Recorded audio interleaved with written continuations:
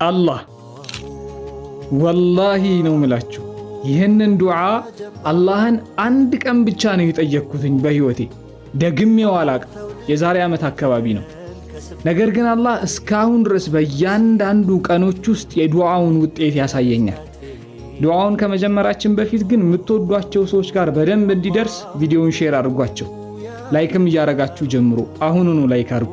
ቁርአን ላይ ያለ ዱዓ ነው። ነቢዩላህ አዩብ አለይሂ ሰላም ከ18 ዓመት የበሽታ ስቃይ በኋላ እጃቸውን ከፍ አደረጉና ረቢ አሉ፣ ጌታዬ ሆይ አሉ፣ ኢኒ መሰኒ የዱር እኔ እኮ መጥፎ ነገር አግኝቶኝ ነው ያለሁት አሉ። በሽታ ውስጥ ነው ያለሁት። ታዲያ አንሳልኝ አድነኝ ምናምንም አይደለም የምለው። ወአንተ አርሐሙ ራሒሚን አሉ። የአዛኞች ሁሉ አዛኝ የመሐሪዎች ሁሉ መሐሪ አንተ ነህ አሉ። አንተ የአዛኞች ሁሉ አዛኝ ሆነ የመሐሪዎች ሁሉ መሐሪ ሆነ እኔ ግን በሽታ ውስጥ ነው ያለሁት ብለው ዱዓ አደረጉ።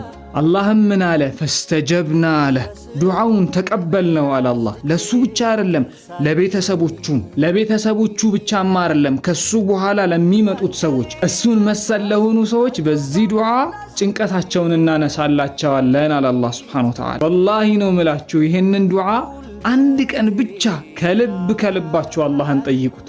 ለእስቲጃባው እኔ ምስክር ነኝ። ጥር 25 የተዘጋጀውን ዓለም አቀፍ የአዛንና የቁርአን ውድድር ማናችንም አንቀርም። ትኬቱን የምታገኙበትን አማራጭ ኮመንት ሴክሽን ላይ አስቀምጥላችኋለሁ። ረቢ ኢኒ መሰኒ የዱሩ ወአንተ አርሐሙ ራሒሚን